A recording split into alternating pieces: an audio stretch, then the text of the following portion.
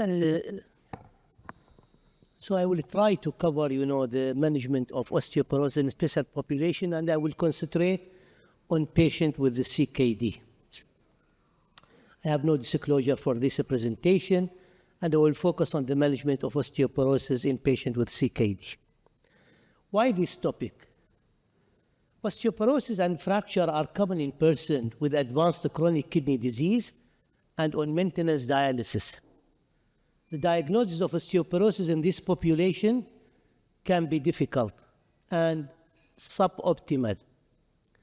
Blood biomarkers, including the parathyroid hormone and bone-specific alkaline phosphatase, can aid in assessing the bone turnover state, but bone biopsy remains the gold standard in determining the bone turnover in persons with advanced kidney disease and osteoporosis.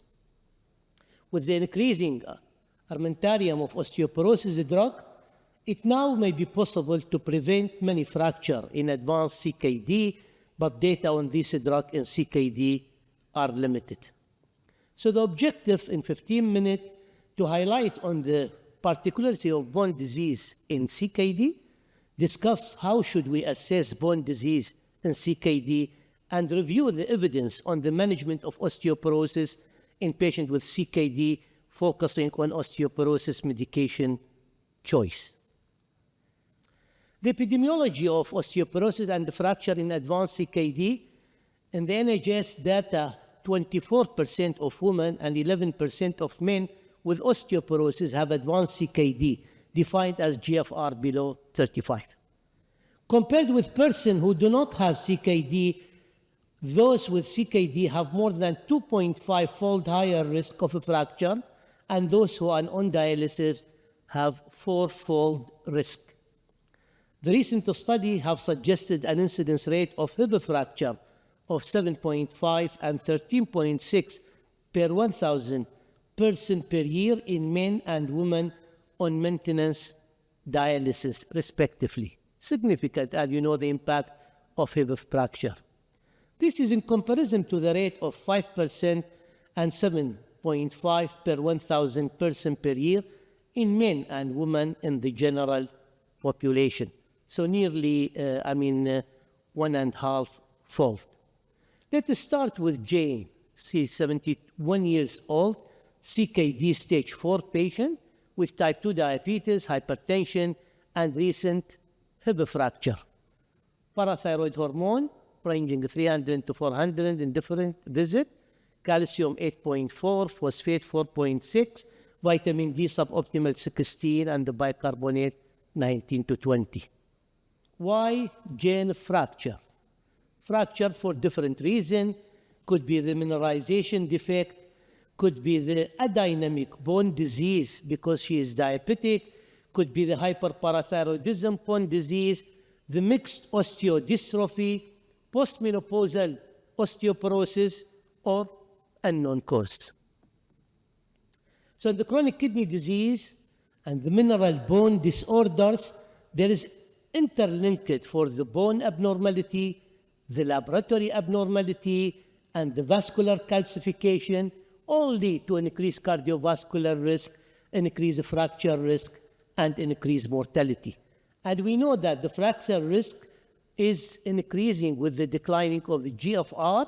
Below 65, 1.13, but when it dropped below 15, 4-fold increase in the fracture risk. And we know that the probability of bone fracture is go hand with the increasing of the osteoporosis deterioration, and also this is go hand with the CKD, mineral bone disease. Many factors play a role: the gender, the corticosteroid use, the low BMI, the history of a fracture, and as we go from stage 3 to stage 5, osteopenia become less and osteoporosis will be more manifested, and the impact of hemodialysis, hyperparathyroidism, and architecture of the bone will play a role to increase the fracture risk. And a specification that in patients with the CKD, probably we need to do sort of type of bone disease assessment. And this is we use with TMV system that we assess the turnover, the mineralization, and the volume.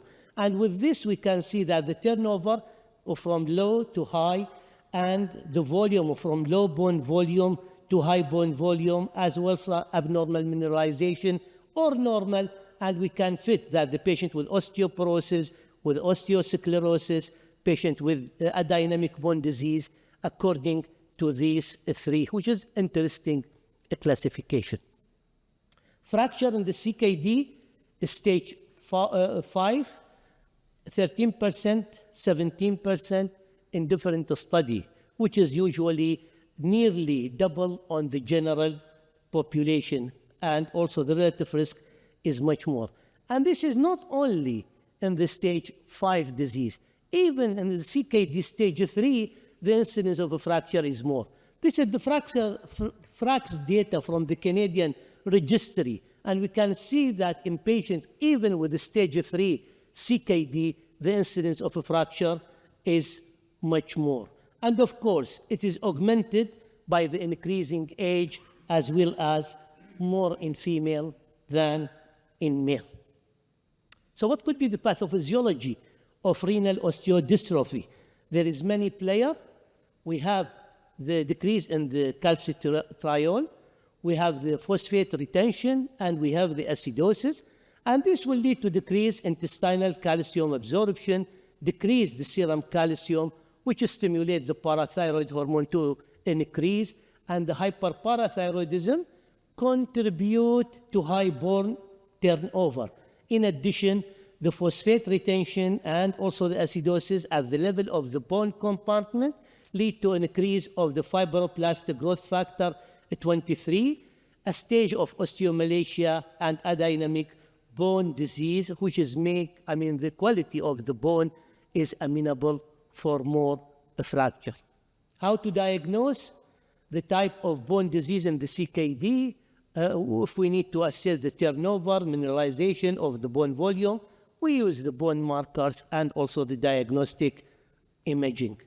So what to do for Sarah, for Jane, to assess her, and what sort of medication we need to help her. In addition, other advice for the lifestyle.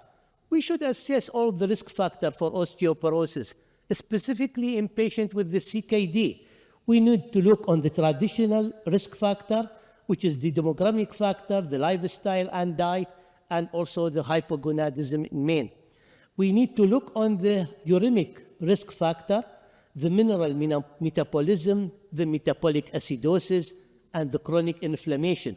And in the chronic condition, we need to look on the primary renal disease and the various associated rheumatological disease and hematological disorders.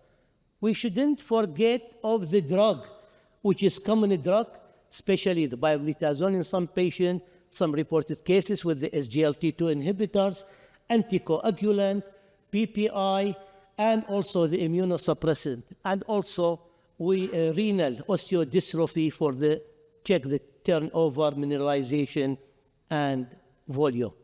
Of course, the gold standard is the DEXA, which is, we need the T-score minus 2.5, and this is adapted by the WHO as a diagnosis for osteoporosis.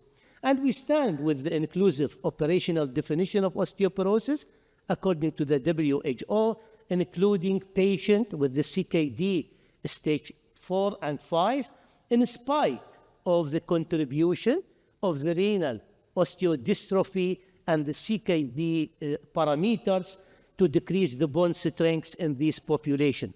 And as CKD is a state of accelerated aging, primary osteoporosis likely play the prominent role in the bone fragility in those patients and may eventually overcome the impact of the renal osteodystrophy itself. So this is, probably complicated slide, but just guide us how we approach those patients.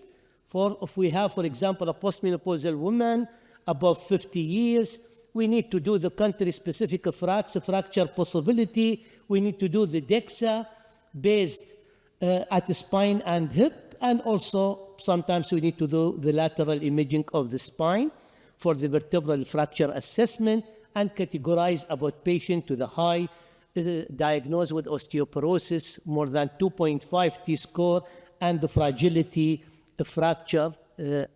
We need to look on the clinical risk factor, the age, the sex, the low body mass index, prior fragility fracture, and also the height loss, as well as the secondary osteoporosis, glucocorticoid use, and also alcohol use in some patients and excessive smoking.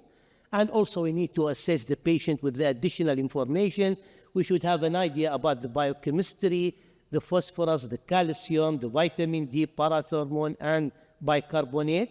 Bone turnover markers, if it's available, will be helpful, and the bone histopathology, which is standard, unfortunately not feasible to do with all patients, and the calcium intake. And accordingly, we can decide. Lifestyle is very important, the nutrition, vitamin D, weight-bearing, adaptation, the physical activity, the prevention of fall, and also cessation of smoking, and then we will decide for the treatment with a close follow-up. Remember that if you decide to start duzanumab for those patients, should be taken on time. Otherwise, if the patient skipped his 6-month doses, there will be increased incidence of hypocalcemia as well as deterioration of the body mass.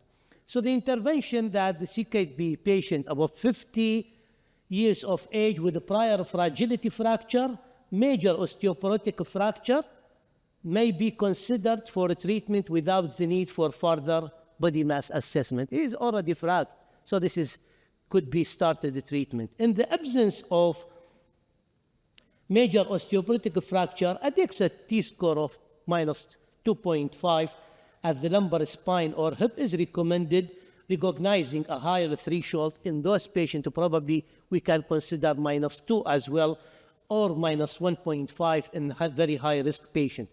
The FRAX country-specific intervention threshold are appropriate for patients with the CKD, and both a BMD-centric and the fracture risk-centric approach can be adopted when identifying patients for whom pharmacological therapy is needed.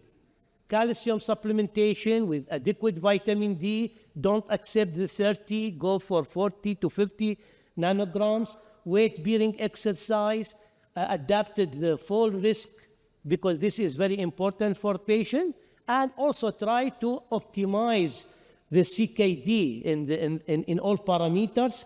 Metabolic disturbances linked to the bone fragility, acid-base uremic toxicity should be controlled, and consider the pharmacological intervention and take care with the anti-resorptive agent.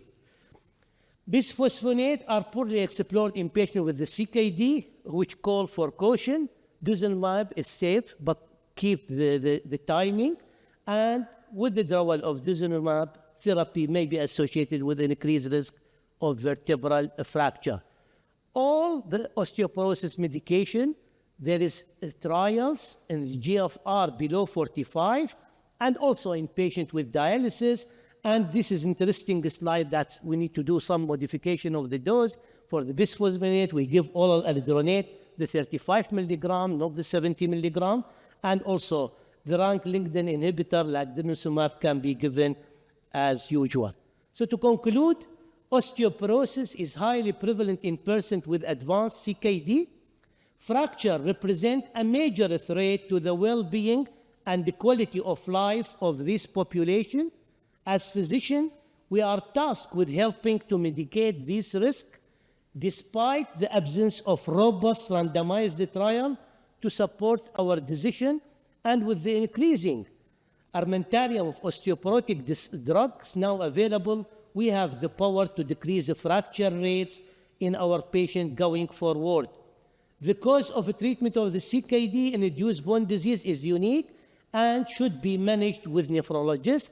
A translational research is needed to better understand the mechanism of CKD, mineral bone disease, in order to proper appropriate treatment, and benefit risk consideration of medication is highly needed. This is the reference, and thank you very much.